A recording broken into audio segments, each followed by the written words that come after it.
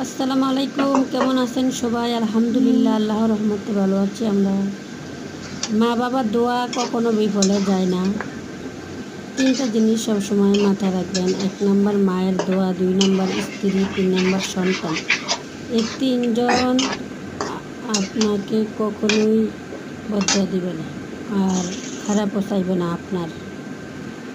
আজকে মুরগি দিয়ে আলু পেঁপে রান্না করতেছি।